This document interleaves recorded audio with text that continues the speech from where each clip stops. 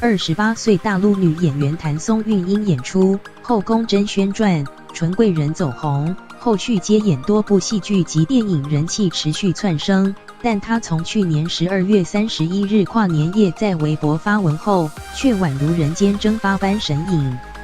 其经纪人24日晚间才松口透露，其实就在谭松韵跨年夜 PO 文后不久，母亲便遭遇严重车祸，在经过20多天抢救后，仍然宣告不治。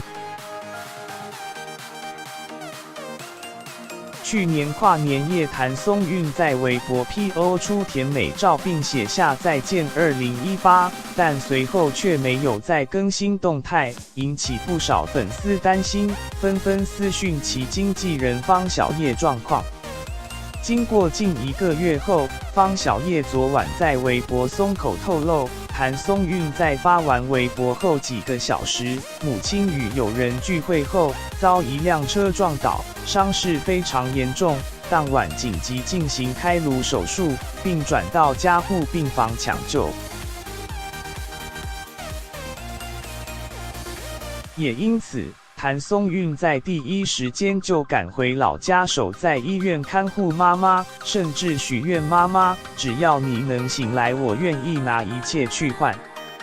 但经过20几天的全力抢救后，谭松韵母亲还是永远离开了，离开她最疼爱、最牵挂的女儿和亲人，没能睁一下眼，没能给女儿留下一句话，就这样走了。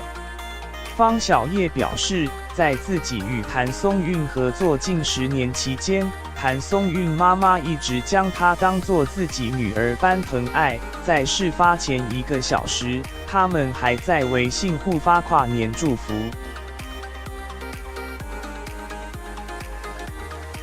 当他看到谭松韵母亲遗体的那一刻，自己无法接受，也不想接受这个事实，更不知道作为女儿的谭松韵正遭受怎样的痛苦，怎么去面对和接受，多希望这是场噩梦。